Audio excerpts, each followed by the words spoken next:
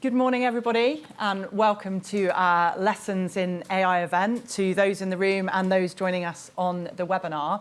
I have already been called out by Benedetto for the fact we called it Lessons, but you'll be pleased to know he's not about to stand up like a teacher or a lecturer and start writing on the board, although we might give you some homework at the end, so be ready. But I'm delighted to introduce Benedetto. Benedetto's had a fabulous career in technology and digital at a number of consumer-led organisations, most recently at Diageo, where he's led a lot of the transformation around AI, and we're going to hear more about that.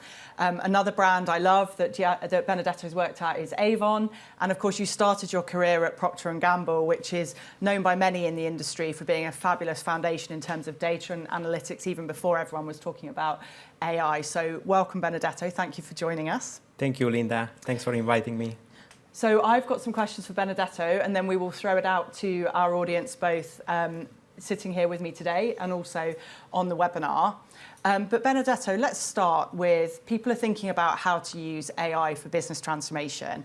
But of course, AI and transformation is actually, first of all, about the individual. And I know that for me, AI is really important, both in my personal life, potentially a bit of shopping, but also actually my professional life. I'm already using tools like Copilot, ChatGPT, Perplexity, or KPMG's Ava when I'm working on client projects. Just help us get to know you a little bit by telling us how you use AI in your personal and professional life. Yes, indeed. I am, let's say, technology passionate. I've always been. And yeah, I do a lot. I use it a lot in my personal life. So a few examples. Well, these are Meta AI glasses, for those who have not recognized them. So I am an early adopter.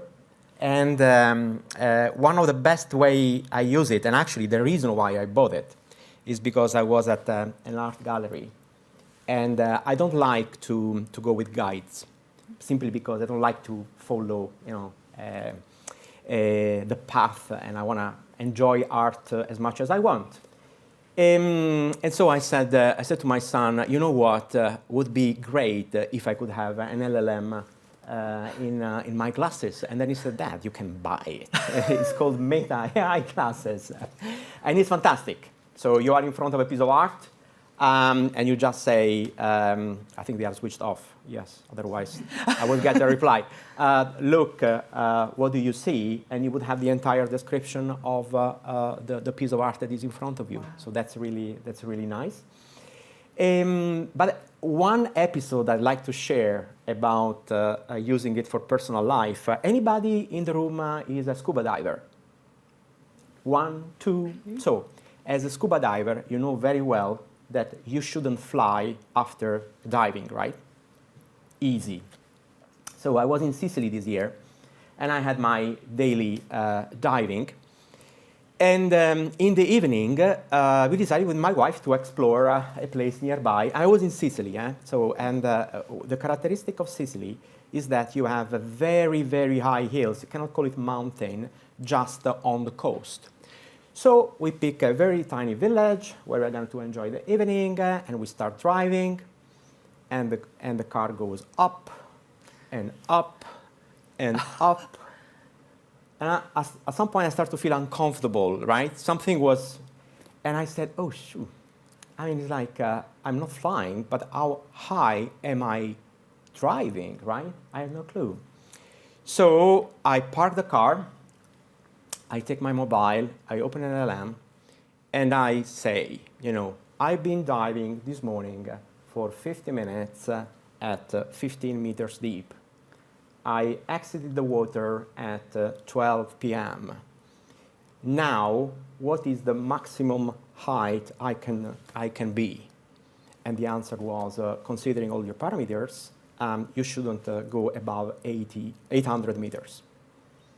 And then I checked what was the height of the place we were going. It was 1,000 meters. There was no way I could have had that information in any other, for those who are divers, they know, because simply this type of parameters are not standard. So I've been sweating a little bit, so my wife saw a drop of sweat coming out from my forehead, and then we decided to change the destination. So that was quite something. Business. Yes. So a couple of examples. I am really a communication obsessed. What do I mean? I think as an executive, as a business person, is one of the best quality you need to develop. If you cannot write a very, very clear one-page business document, people don't understand what you're going to do. And I'm sorry if I mention one of your competitors, but many, many years ago, a lady called Barbara Minto, who was a McKinsey partner, wrote a paper which is called the Minto Pyramid. And if you don't know it, I really encourage you to look at it. It's the most beautiful piece of paper that explains how to think in a structured way so that you can write a very beautiful, short, and well-structured document. What's the issue with that? It's bloody complicated. It requires work. It's work. It's hard work, right? So what I've done, you can check. I have created a custom GPT. It's called Minto Pyramid. It's public, so you can go and use it. I even done a posting on LinkedIn where you can upload your document, and you know that there are settings that makes it private and they don't train the model. And you basically have a feedback in how to restructure your document following the principle of the Minto Pyramid. Wow. It's super, super fascinating. So that's one I've been using a lot. And the other use in business has been getting feedback through synthetic audience. So what do I mean by that?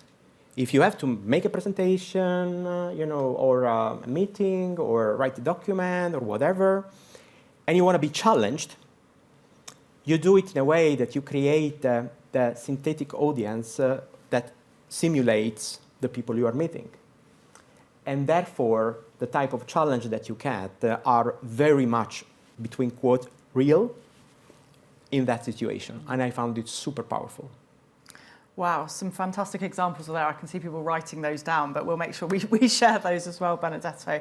But it's a great illustration, as you say, you're an early adopter. And so some individuals will grab hold of opportunities to use AI. But when we talk to businesses, so the survey we did, we found that 98% of CEOs were saying we were doing something with AI. But then what was happening is they were under a lot of pressure. So 2/3 were saying they were under pressure to show that return on investment, show the value that was coming. But what we see happening is people get stuck. They do proof of concepts in all sorts of places, but then scaling that up in order to deliver the value, that's where the real challenge is. So I guess I've got two questions in there. In terms of your journey at Diageo, what did you do to really think about how to scale up those proof of concepts? And then how did you demonstrate value so that you weren't under that kind of pressure? Yeah. By the way, out of all the questions that we have decided to share, I think that's actually probably the most important. So, and I'll be happy to have more dialogue with the audience later on. I also want to make a disclaimer. I can't share everything I've done at Diageo for obvious reasons. We understand. So I'll try to, find the right spot between giving you value without opening up too much. And also, I want to share that I nurture a very large network of peers. I have a WhatsApp group with 56 CIOs subscribed. So you name a CIO in the industry is there. And this is for me a big source of, it's a little bit like your survey. So that's basically what I'm going to share today, a little bit of a wider knowledge. With that said, what I've seen working is, for the time being, and what I mean by that, in this stage of learning how the technology works, having a governance body that is dedicated to it, it's helpful. Some companies call it an AI board, an AI steering group, whatever. I think it's important. Why? Because it gives clarity of direction on why we should use it and where we should use it. And for me, that I am very passionate about the harmonization between business strategy and technology enablement, this is really the crucial point that most of the time is missed. Having, therefore, something that starts to look like an AI strategy. I am a little bit conscious of the words that I'm using because I don't like the word AI strategy because there is nothing like an AI strategy, right? There is a business strategy, and the question is, how are we going to be more competitive leveraging technology, right? And so that type of asking those questions, I think, is very important. And another thing which I think is important is what I call the governed innovation, which means that we need to try, we need to experiment, is early stages, but we can't have 1,000 things going around and having no control. So we need to know what's going on. Now, having said this, I want to almost contradict myself. And it's the following thing. And I will make an analogy. One story that I like a lot and I mention when I talk about doing great things is when Michelangelo was painting the Sistine Chapel. One of the most beautiful pieces of art that we have on earth. Not because I'm Italian, but objectively, right? Well, do you know that the Pope, Julius II, that was commissioning this work to Michelangelo, was constantly stressing because he was going too slow. Constantly stressing. He was making the most beautiful piece of art ever, and he was under pressure because he had to deliver. Yeah. Right? So let's not do the same mistakes with AI. I think we need to release a little bit of performance stress and understand that there is a level of experimentation that needs to happen. For me, the story of the ROI is the critical point. And why do I say that? Because I hear too much of connecting the technology with the efficiency. And that creates what? The fear of losing job. And the fear creates, according to me, a state of mind and that is not productive. I don't think the real value of the technology is in the efficiency. Personally, I believe that the real value is in the effectiveness, which is increasing the quality of our decision-making, of our innovation.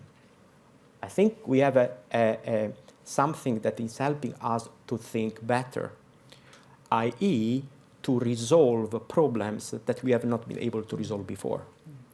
Yeah. And that, I think, is the real value.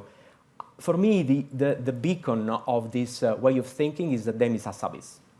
I follow him a lot. So he's the founder of DeepMind and the guy who created the AlphaGo algorithm and so on. So I don't know how many of you know, please raise your hand, the famous Move 37. One person? One person. OK, so I'm going to tell you something of value, maybe. So what is the Move 37? Demis Hassabis is a player of Go. Go is an Asian game that you know. I can't play Go, but what I've learned is that the number of possibilities that you have on the board with Go are several billion order of magnitude superior to chess. All right? So it's basically an extremely complicated game. And when, I think it was 2012, AlphaGo was playing with the world champion of Go. They had the first round, fine. Then there was the second round. And in the second round, there was this famous Move 37, done by AlphaGo. Now, why it is important? If you watch the movies on YouTube, it's very fascinating. You will see that the way it works is that there is the world champion on a desk, and then on the other side, the person that replicates the move of the computer. And then there is a whole bunch of journalists, experts of Go, that are looking the game on the video, right? And when there is the Move 37, you hear in the room something like, oh. And the world champion that makes a move, an expression like, what the hell is this? It was an absolutely unconventional move that in the first few seconds of reaction, the expert thought was stupid. No human being would have ever done that. That was the last move of the game because you won. Yeah. So what that experience has told humanity is that we have created a technology that thinks differently. And therefore, going back to Demis Hassabis, the way he is using the technology is to solve problems that have never been resolved before in the history of human being, i.e., in his case, the synthesis of protein, which is one of the most complicated. Now, sorry for the long story, but my point is, do we want to put an ROI on that? Brilliant. There's a couple of threads I want to pull on there, but first of all, just to give our audience a practical, you talked about having an AI board. Yeah. Can you just give us a sense of who was on that board, who did they report in, where did they get insights from? Yeah. Well, in the case that I personally, and I don't think it's competitive information because many companies do, was quite a senior board, very multifunctional.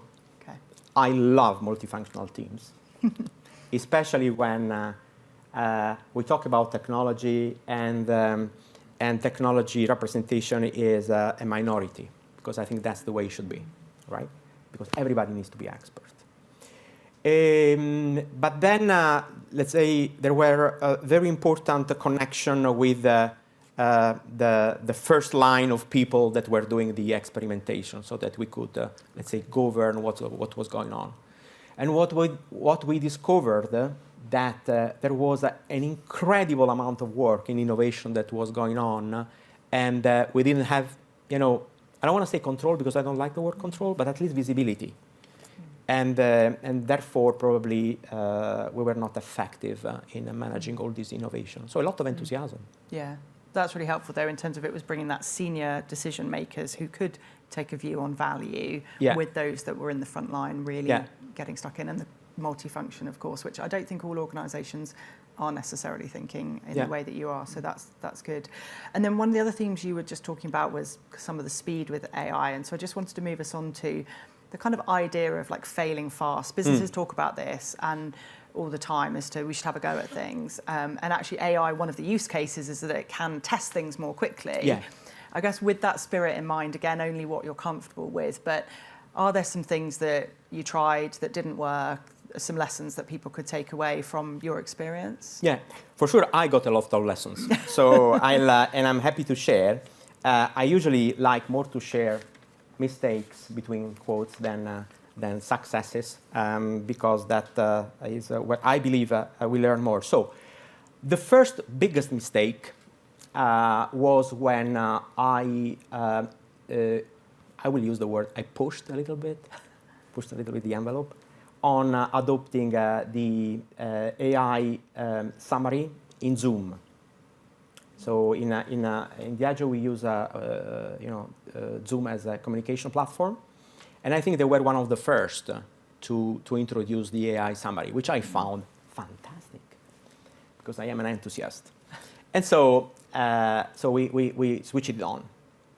It created some concerns in the organization because at that time, actually, the level of hallucination was much more than what it is today. I don't know if you have experienced, but the level of hallucination is decreased incredibly over the last months, right? But at that time was not good.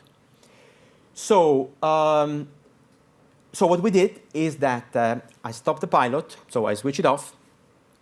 We worked with legal, who was an amazing partner, to understand, okay, there is an opportunity, but there is a risk. So how can we decrease the risk? And then we had an amazing collaboration with Zoom as a company. We worked with them to feed back the concerns, and they improved the capability so that, for example, you couldn't release the summary until it was screened by the meeting organizer. Okay, so that was a sort of supervision. They were very fast, very, very open to listen. They improved the product, and we put it back. Now, the best part of it, and I don't think this is also very, very known information, they continued to evolve the summary, and they introduced the collaboration coach. So if you use, I don't know, do you use Zoom AI? We use Zoom Teams, but it has something similar. Okay. Yeah. Have you used the coach? Yes. Yeah. The one that tells you how collaborative you are? So I think on Teams we have, so I'm being nodded at, there is that on Teams. We have one which tells you around kind of your impact and how you're presenting in a meeting and things like that. Okay. So it sounds similar, but tell us about that one. Yeah, for those who may be not familiar, also online and so on, what you have is amazing metrics that is your airtime. Many people should know what the airtime is. Seen that. Okay. Your longest speech. Many people are not aware of that.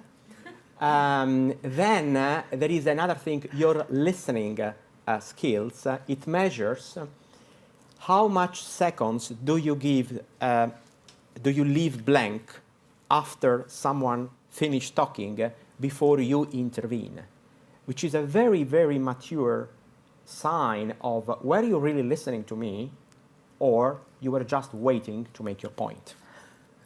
And so, with all this so I think this goes, just to give an example, this is much more than writing a summary, right? And this is one of the examples of the real value, according to me, of AI, which is not about, reducing the time that we spend in trivial stuff, but really adding value. Anyway, that was a mistake. I categorized the mistakes in, would I do it again? Yes, I would. Because the learning, I mean, I would not have, let's say, been so enthusiastic, we would have missed the point of introducing such a value early. So that was one. Now, another mistake I did, and this one I think I would not do it again, is so 1 year ago, I decided to get properly educated. And we'll come back on this point of the education, which for me is extremely important. So I went to, I think it's not confidential information. I went to INSEAD in Fontainebleau, and I had 1 week training there. And this is where really my mind was blown away. The top-notch, let's say, teachers that are there on AI, they really made me understand that this is not about a new technology, but this is going to change the world, right? So I came back and I said to my team, guys, you need to go there, right? You need to go there. Now, of course, there is business to run, and you always deprioritize the training, right? And because my leadership style has always been trying to evolve to be more inspirational than coercive, I try to be patient. I think I did a mistake. They waited too long. We did it, but 8 months later, I think. And then after they did it, they had my same reaction. It was like, wow. Okay. So I don't think waiting on training is a good idea. I think companies should be a little bit more encouraging. So that was a mistake. Another interesting thing, I've been reflecting a lot, and is we were a really early adopter, I think, in creating a custom LLM. It was a good idea at the time, for all the good reasons that I don't think I have to explain. But now, if I would be now in that situation, I wouldn't do it again. Because it goes into the old mistake, I think, that we often do in technology, which is a build versus buy. And I think we have complicated our life. We have learned a lot. I think it was the right thing to do then, but not the right thing to do now. Why? You can have exactly the same with, if you have your enterprise version of, you pick your solution. I don't want to. And can I just probe that one a little bit more before I know you've got another one to share, but that question of build versus buy or potentially partner, it's a broader technology question, but how do you make that decision? How do you go about making that decision? I have to say, this was a sort of a mistake, but you really need to convince me hard to build. Okay. really. And unfortunately, we do two mistakes in the technology space. When we don't build, and therefore we pretend to buy, then we over-customize. Yeah. So it's like dying from 1,000 cuts. But that goes back to a bigger question, which is process standardization, process ownership, and if you don't have that type of strong governance of processes in the company, then you are forced to customize, and then you basically dig your own grave. Yeah. Okay. Okay. You want to hear the last mistake? We do. I have been spending. Microsoft is going to hate me. I've been spending too much time on Copilot.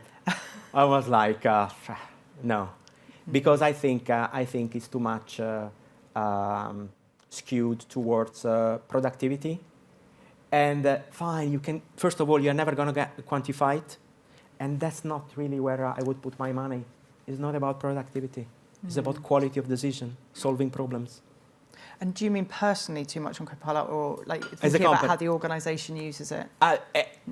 As me promoting it, because it looked like the most well integrated. I remember when it was that. I think it was a couple of years ago now. I made.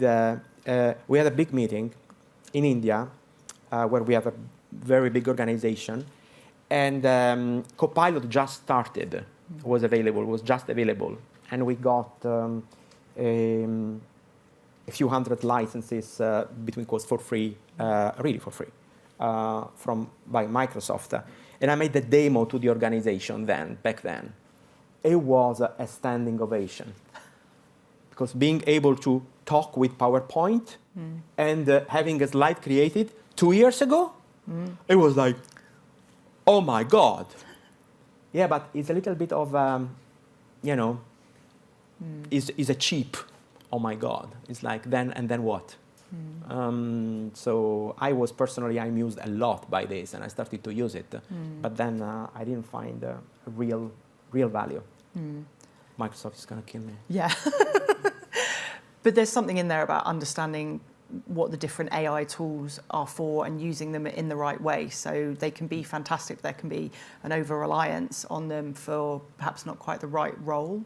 We often talk about AI as a colleague, and you would ask certain colleagues for certain things because they have certain skills, and others for something else. You wouldn't be totally dependent on one person to do everything for you. So maybe that's kind of the lesson in that. No, that's for sure. You need to, so I think the very important point you are making, which I would articulate in, what's the problem we are trying to solve? Yeah.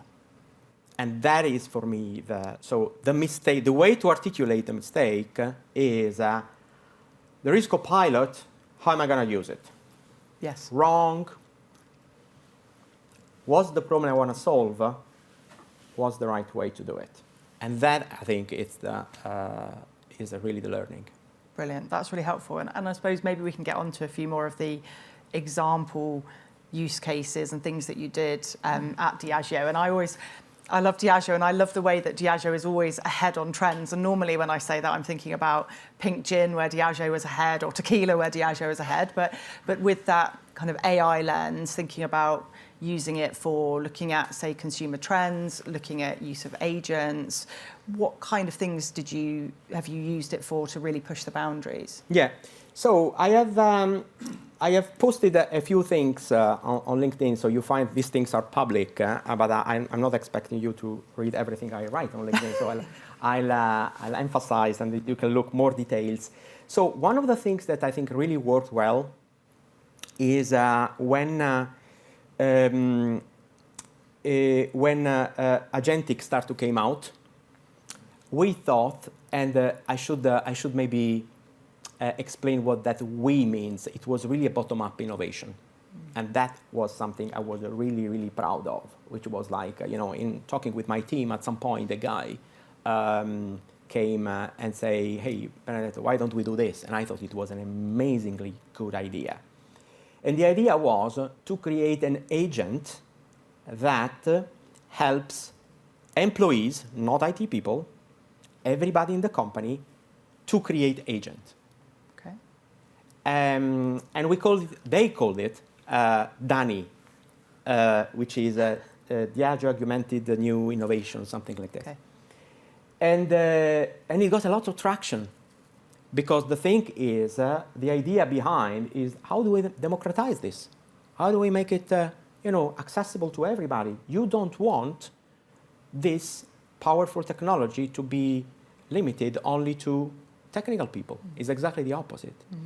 And actually, interesting enough, one of the best utilization of this idea came from someone from marketing, who did, I think, one of the best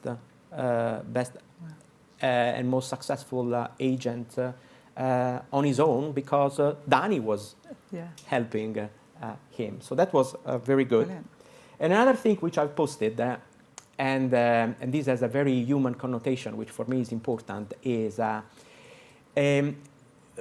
neurodivergence and, okay, let's put it away. Diversity and inclusion is very important in Diageo. It's really, really important. Yeah. And diversity, let's say, looked at from all angles, not only gender, religion, sexual orientation, and so on, but also it's like, well, there is a neurodiversity. So how do we include people of different, let's say, neurodiversity into the workspace so that they do the best of themselves? So we ran an hackathon on how to improve inclusivity of neurodiverse people and what can we do with AI. And I think the results were fantastic. I want to mention a specific conversation I had with someone. Okay. I was at a coffee machine.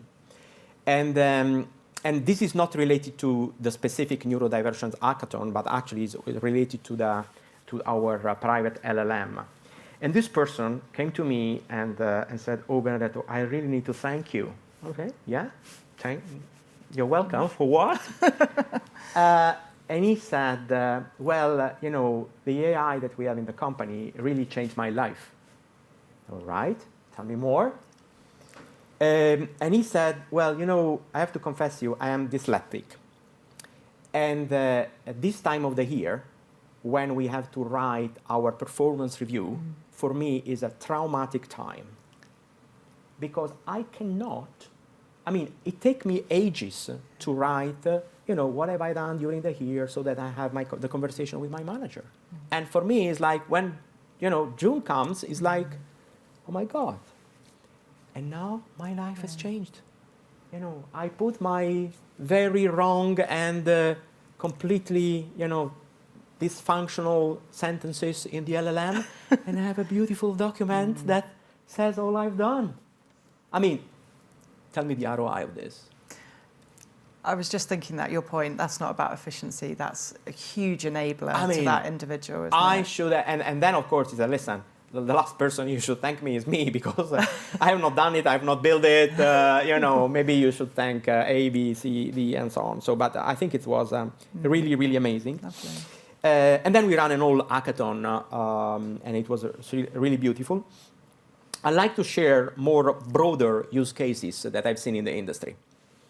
And one goes, how many people say is that, we can't really use all the value of AIs because the data, quality, the usual song, right? Yeah. All this, it's like the most common argument is how many jobs we are going to lose, or we cannot use it because the data quality is not right. Well, the good news is that we can use AI to fix data quality, right?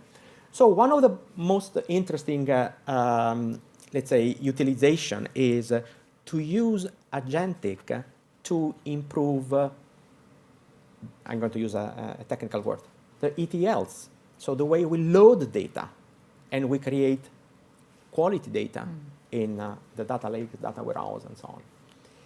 And think about all the situations where a company sources data from the outside world, consumer data, marketing data, retail data, you name it, right? Whatever they are. And how diverse they are, and the time that it takes to, to map them in your data model. Go agentic. I think that's a big thing. Brilliant. Another thing which fascinates me a lot, I think the technology is still immature, but it's going to go fast, right? And is put an LLM on your data lake. I think that's really the future. We are not going to build dashboard anymore. I don't think the vision is you talk with the data. How many contracts KPMG did we close during the month of June 2025, and how do they compare with 2024, 2023? And there is no dashboard built for that. But is the LLM that takes it directly from. I think that's really the future. There are several startups that are creating best of breeds that do this, and several big data companies that are developing it. So I think this is really the future. And another use case that I'm very fond of is embedding AI into process mining technology. And I am especially fond of it because in my job, my course has always been having the process right before you implement the technology. And it's difficult because the company needs to have the culture of governance, the culture of process, and really see the value. When you have process mining, I am very, very, very fond of process mining technology. So the things like, Celonis or Signavio. Signavio is too much, as I think SAP, let's say, connected. Celonis is more, agnostic. You really do the X-ray of your processes. And then you can use AIs to optimize it. I think that's really the future. And now I want to make another, let's say, disruptive, picture. I think in some years, we will start talking about we don't need an ERP anymore. Because the sophistication of the agents can actually implement the processes without being codified in an ERP. It will take time, but I think where really the opportunity is. Now, it's going to be a journey, so we better start now. Well, and it's a topic we're talking with some of our clients about already, because if they're thinking about their ERP systems and what changes they potentially make, they don't want to go one way, and then, as you say, this comes very quickly. So yeah, it's a really a very. I mean, if you are a company that now needs to move out of, everybody's moving to if you are on SAP, move to S4HANA. Would you do that bet now? Oh, that's the question. Very tricky. Benedetto, I've got one more question for you before I'm going to turn over to our audience. So please, audience, be ready with your questions. We did a piece of global research with the University of Melbourne around trust in AI, which we can share with our audience for more detail. But a couple of things to pull out was that half of the people surveyed said that they would put less effort into their job if they could do it using AI, which was interesting. And again, about half said that they wouldn't confess to using AI. Now, one of the challenges with that is that people are potentially using AI that isn't the company's own AI. And of course, that creates real governance concerns. So really, my question for you is, how did you think about helping colleagues trust in the AI tools that you were giving them so that they would use them openly, and of course then you would have that governance around it. But how did you make sure they used and trusted those tools? Okay. I really like the question, because for me trust is a foundation of sustainable business. Yeah. And I like to mention Stephen Covey. Everybody knows Stephen Covey for the 7 Habits. Not many, his second book or whatever, subsequent book, didn't get that notoriety, but I think it's very important. It's called Leading at Speed of Trust. And he when he talks about trust, how do you build trust?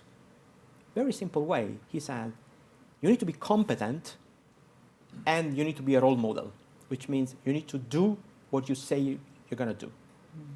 If people perceive these two things, then you're going to have trust. So if we go back to competence, is like, now I'm going to refer to the point of education that I was mentioning at the beginning. I think we really, really need to be humble and invest much more in education. I don't think the breakthrough element of AI is that we are not going to learn as we learn to use internet. It's too much of a difference. It's too much of a leap, right? So I would say I did my education. I have a sponsored education in my team, in my organization. I think organization companies should do more, because then you learn what really is. I've been in so many dinner conversation where I heard so much disinformation, malinformation, about AI, that I say, these people, they don't know.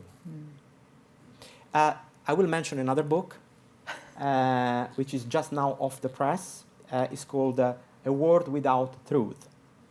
It's written by a Gartner analyst, actually by 3 Gartner analysts, but I remember only one name because it's a friend of mine. It's Dave Aaron, and they talk exactly about this, about there is an inflation of misinformation, malinformation about AI, and this is not helping anyone. So I think education is important. And the other thing is, as leader, we need to be a role model. Use it, and say, what you have been using it for, and the value that was bringing.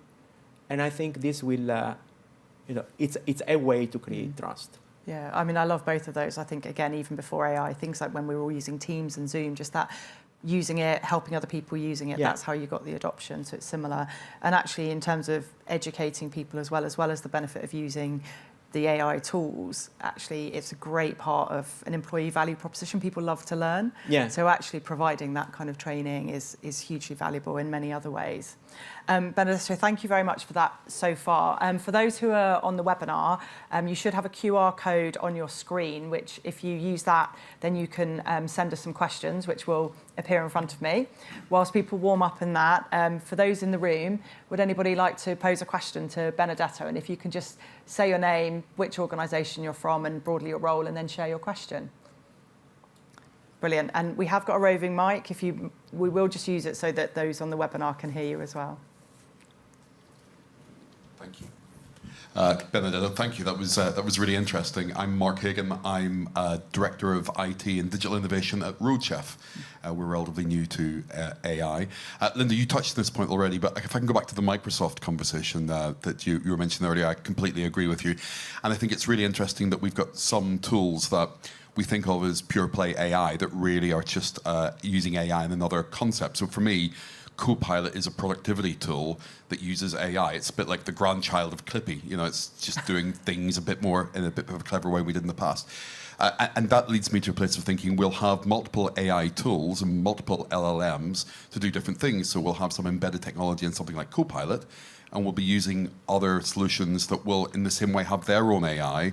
And alongside that, we may have a corporate LLM that's doing something on a more enterprise basis. Is that how you see it, or do you see that there is one AI to govern them all that we'll be using?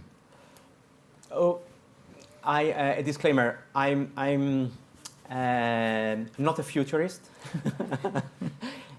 but I think if we observe where the industry now is evolving, I think we're going to have more of a diversity of solutions, and I would say for good reasons, because the diversity will then let's say give us opportunity to be specialized in different area of the industry, and I think this is a good thing, because then starting from what is the question of the questions, that is, what is the problem we want to resolve, and not which tool we should use, right?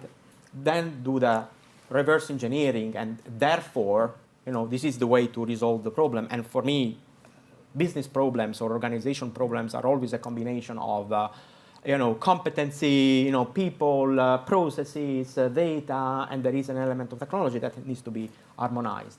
So long story short, no, I think it's good to have the multiplicity of. I use. I have discovered these things. By the way, I spend 1 hour, 1 hour and a half per day studying.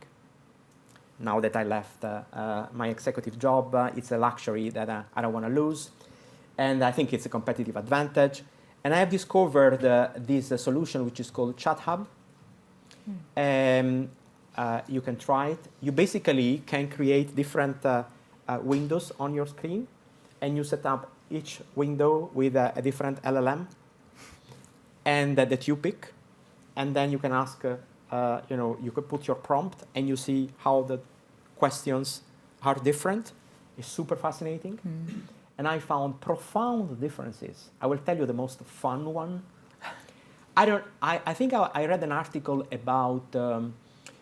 Back to your question, it was about how the different LLMs were proficient in different languages, and how do you make an LLM proficient or not in different languages?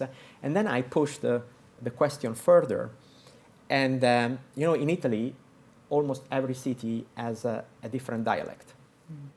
So I started to test different LLMs on Italian dialects. And it was amazing what I found, which means some LLM were completely at level 0, nothing. I mean, it's like they just couldn't understand whatever. And some were able to talk to me in my perfect dialect of my city. So the diversification is really very different. Brilliant. Thank you. We've got a couple of questions coming in from the webinar, but let's just keep privileged in the room of one more. Thank you. Hi. Hi. So I'm Aileen Nathan. I work as the commercial director at Reckitt. I was at Mondelez before that and at Procter & Gamble before that. So you were working with Filippo? Yes. Yeah. Yes. So another friend of mine. Yeah. Great. I have a question on embedding, because obviously new technology, new processes linked to those new technologies are coming into organisations. But embedding, I see, is one of the hardest and toughest challenges that companies face when getting employees to use and adopt these technologies. Have you any advice for embedding into organisations? No. It's one I wish I do. I probably would be more rich. No, not yet. I think it's one of the area where we need to be a little bit patient, I would say, and keep experimenting. Yeah. Interesting, because I mean, you talked about the cross-functional board and I guess sort of training people, but what really comes across with you, Benedetto, is you're so curious about it all, so you're happy to try it. Yeah. So I suppose, is there something about how you encourage others to be curious and try things, and then they're more likely to adopt? Yeah, I think we need to.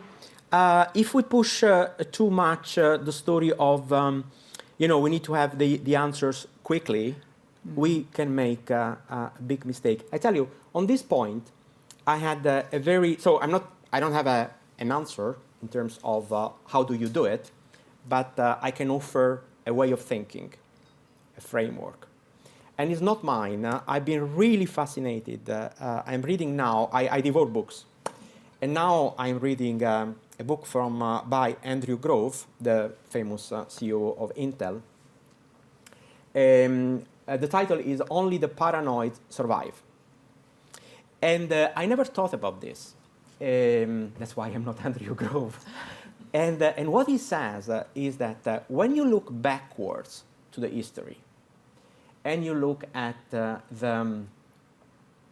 let's call it failure, properly, of Kodak who missed the digital photography, or BlackBerry who missed the smartphone, and you name it. That sounds obvious, right? By the way, BlackBerry is a movie which is fantastic. Watch the movie if you're not seen it. It's really, really fantastic. But then he mentions a number of business questions, in his case, technology questions. I can mention a couple. You remember the risk architecture? Some people nodding. Do you remember metaverse? Mm-hmm. Right? So, how do you know how much you have to invest so that you don't run the risk either of missing the train or of investing too much in technology or processes or whatever, innovation, let's say, that is not going to work. And that is really, really a fascinating question. And for example, the example he mentions is that because he's in the technology, of course, of a microprocessor, in the late 90s, the Japanese came out with a technology that was using X-ray to design microchips.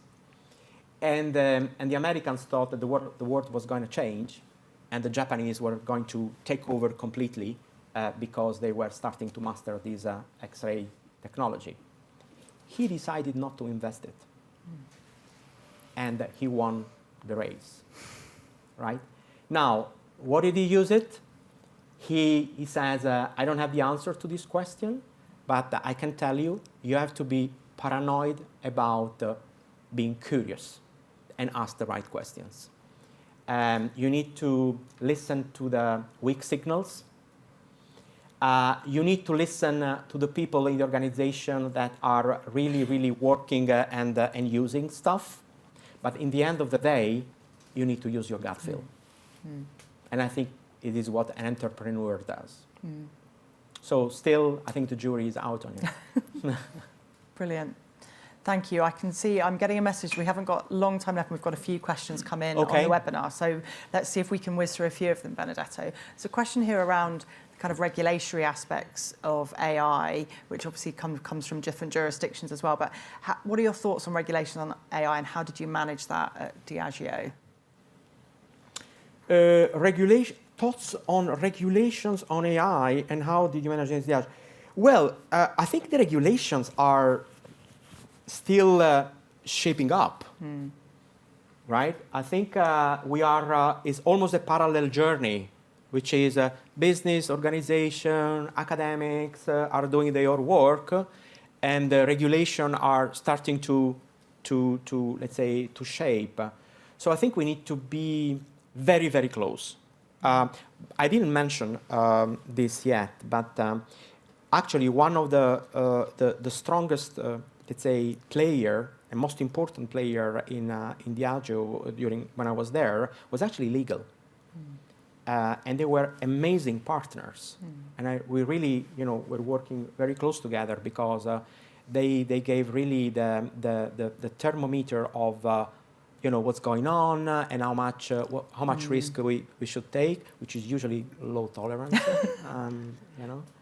So I think it's everything is shaping up.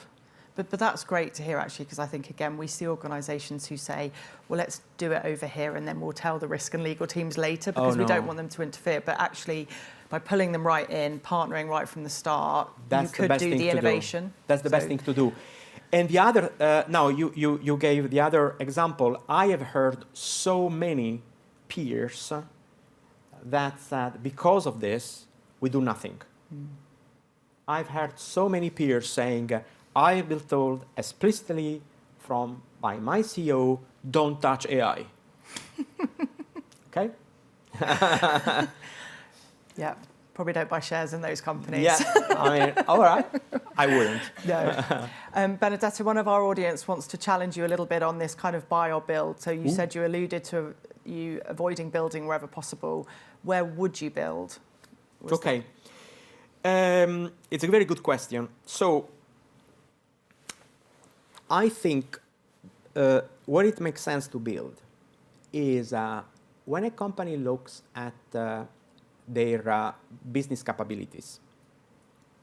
The way I look at it is generically, every company should assess which business capability you want to run just as, commodity. It's good enough. Okay? I'm not going to mention any because I don't want to discriminate any business capability, and it differs. Every company is different, right? So it really depends from the company.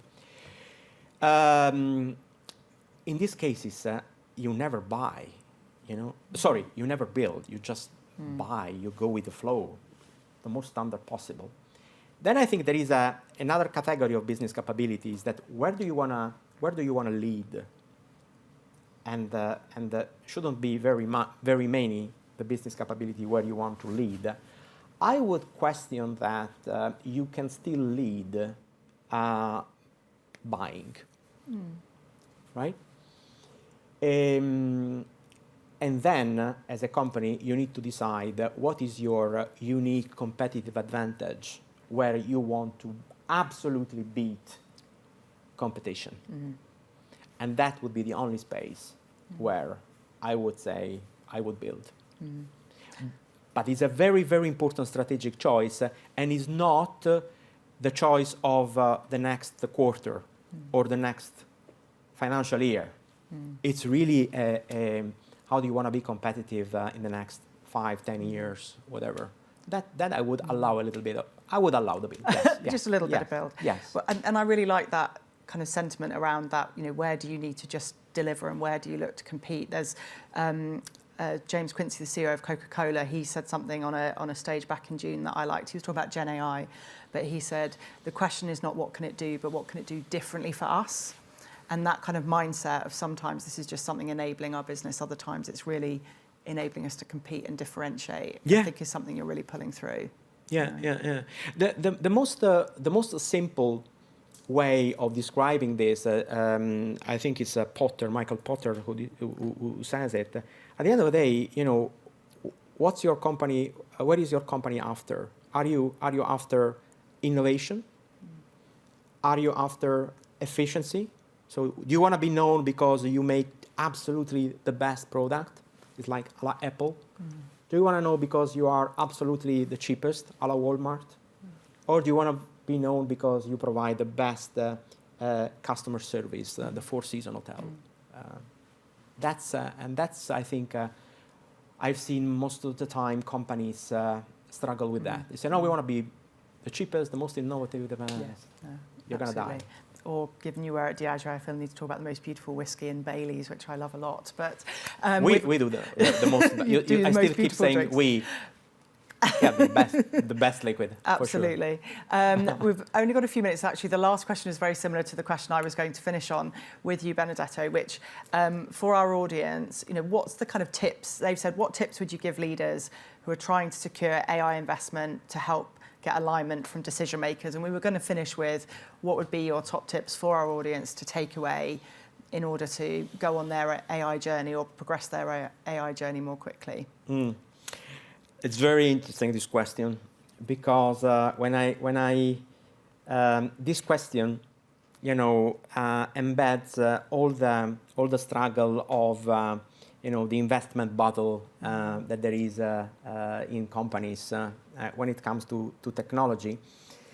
And I don't think there is a recipe. I think the answer comes from what's really the context of the company. I think that makes the whole difference. But if I have to make a general answer, it's really like I think we are here in a moment where we have to innovate. So what's the appetite of the company to innovate? That I think is very important. If there is no appetite to innovate, then it's like it's going to be a waste of time. Yeah. Therefore, for me, the only secure way, if there is anything secure in this world, is be very precise and compelling on the problem that you want to solve. That's for me. I always, hammer on that. What's the problem you want to solve? If you are compelling on that, then the resources come. But if you are not clear on what is the business problem you want to solve, we don't have a conversation. Brilliant. Benedetto, we're pretty much at time. So I think so many takeaways, but I think finishing on that, what is the problem that you're looking to solve is such a great kind of summary of many of the points. Thank you to everyone who joined us on the webinar. Thank you to everyone who joined us in the room. And most of all, a huge thank you to Benedetto for joining us. We are here in a moment. So I think it's very important. If there is then it's going to be a waste of time. Yeah. For me, the only secure way